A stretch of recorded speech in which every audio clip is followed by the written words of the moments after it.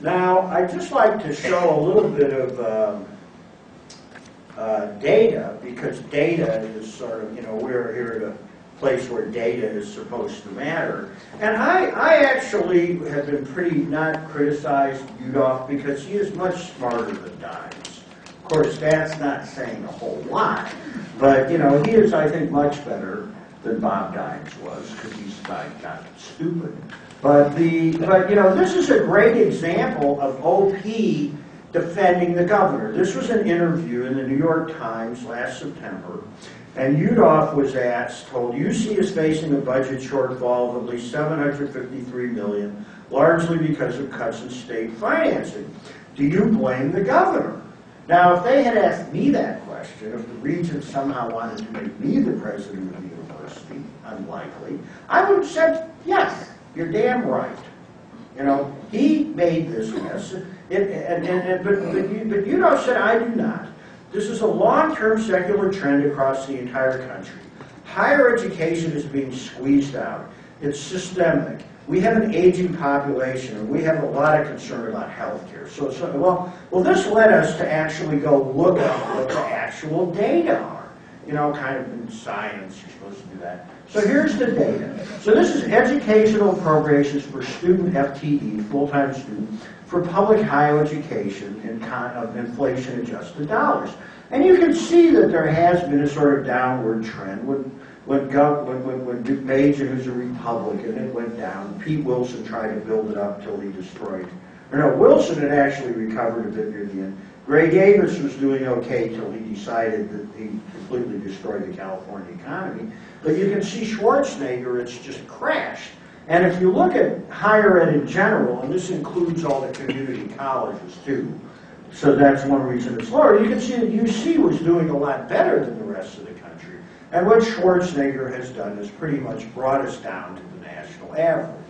So in fact, the cuts that Schwarzenegger had made have been not just following the national trend.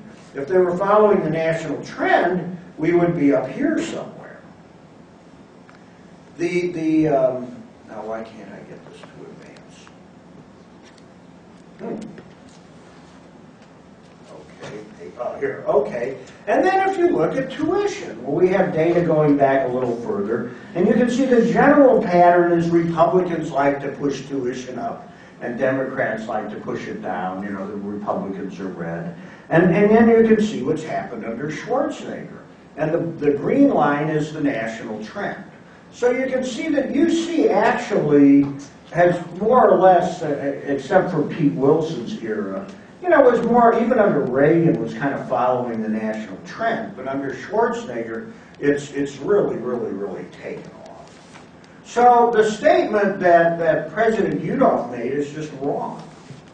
So, I think that we have seen a change. The governor just put his new budget out, and he actually didn't cut UC and CSU as much, he cut everything else, but he didn't do this big cut at UC and CSU. He sort of held things, more or less constant. There's a little bit of an increase, but when you take out enrollment growth and inflation, it's sort of flat. And I viewed that actually as a big victory, because what I've learned in years and years and years of social activism is when you put huge amounts of pressure on powerful evil interests, the first thing they do is pretend to do something.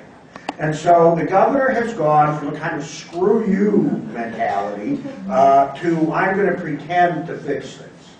And the other thing which got a huge amount of good press, and which OP praised, is this constitutional amendment the governor has proposed. Where, we have this horrible situation in California where the prisons now get more money than higher ed.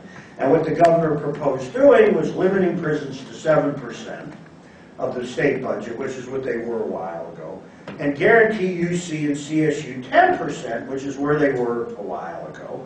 And if that happened, we would all be in quite good shape.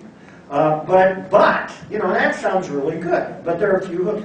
One is that the governor could simply declare a fiscal emergency and suspend the constitutional amendment. Okay, well, Governor Schwarzenegger has declared a fiscal emergency every year that he's been governor. Or the legislature can override the amendment by a 2/3 vote, which until George Lakoff succeeds with his initiative is exactly the vote which is required to pass the budget. So this amendment means nothing. It changes nothing. And but the other thing it is he ties it to a plan to privatize the prisons and give more money to his, business supporters. And the amendment contains some very odd language. It contains something called a non-severability clause. Now, what does that mean? Normally, when you write a law that is complicated and has a lot of provisions in it, the legislature includes something called a severability clause. And what a severability clause says is if any part of this law is declared unconstitutional, the rest of the law remains in force. Okay, that just was very relevant in a lawsuit that tobacco companies brought against the new FDA law, where a court held that 2 provisions of the law were illegal, but upheld the rest of it. Well, the governor's initiative has a non-severability clause. So if you're not for his prison reform, then the universities don't get their money. Okay, so he's basically making higher education hostage to privatizing prisons. But the most appalling thing, and something not one reporter picked up on, is that you don't need this. The governor writes the budget. The budget then goes to the legislature and they tinker with it. But if the governor really wanted to limit prisons to 7% and give 10% of the state budget to higher ed, he could have just done it. He doesn't need an initiative. He doesn't need a constitutional amendment. He could have just done it. And guess what? He didn't. Now, he did better than last year, and I think that's because of all the fuss which has been raised by everybody, and I think we need to keep raising it.